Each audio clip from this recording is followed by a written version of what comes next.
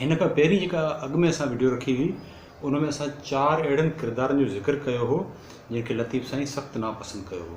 अॼु बि 4 अहिड़नि किरदारनि जो ज़िक्र करियूं था जेके समाज लाइ, मुआशरे लाइ, असांजी हिन दुनिया लाइ अणवणंदड़ उन्हनि जो हिकिड़ो किरदारु आहे जेके लतीफ़ साईं बि पसंदि नथो करे।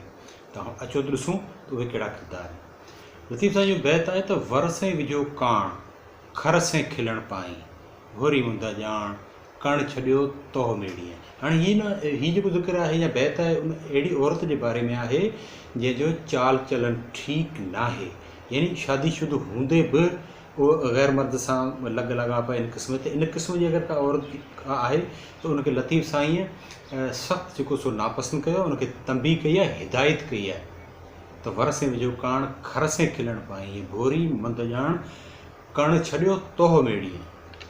ॿिए नंबर ते किरदारु आहे लतीफ़ साईं जे सुरसारंग जा बैत जूं आहिनि 2 सिटूं आहिनि त जिन मांगो लही मेड़ियो, सेथा हथ हणनि, ॾुकारिया ॾह मां, शल मूज़ी सभु मरनि। अचो त थोरो बैत वॾो आहे पर मूं इहे 2 सिटूं इन करे वीडियो जे हिसाब सां इन ॿिन्हिनि जो ज़िक्र कयो आहे त ज़ख़ीरा अंदोज़ जेको आहे समाज में, यानी जॾहिं मार्केट में अन्न लहे थो ऐं उहो जेको ज़ख़ीरा अंदोज़ आहे उहो सस्ते अघ ते अन्न वठी गोदाम भरे छॾे थो, मार्केट मां उन शइ खे अणलभ करे छॾे, ऐं जॾहिं उहो अणलभ थियो वञे उन शइ जी खोट थिए थी त पोइ हू पंहिंजा गोदाम खोले थो ऐं उन शइ खे विकिणे थो, मार्केट में आणे थो। त अहिड़ो जेको किरदारु आहे हिनखे सख़्तु लतीफ़ साईं नापसंदि कयो आहे, बल्कि लफ़्ज़ सख़्तु इस्तेमालु कया आहिनि त ॾुकारिया ॾह मां, शल मूज़ी सभु मरनि, जिन मांगो लही मेड़ियो, सेता हथ हणनि। कॾहिं?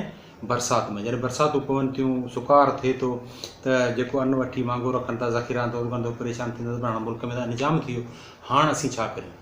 इहो जेको किरदारु आहे ज़ख़ीरा अंदोज़, ऐं इन सां उहो समाज में वॾी हिकिड़ो भूचाल पैदा थिए थो मुआशरे में, ऐं गुरबत वधे थी, अमीर जेको आहे सो अमीर थींदो वञे, ग़रीब जेको आहे सो ग़रीब थींदो वञे। त ॿियो इहो हिकिड़ो आहे जेको सो किरदारु आहे।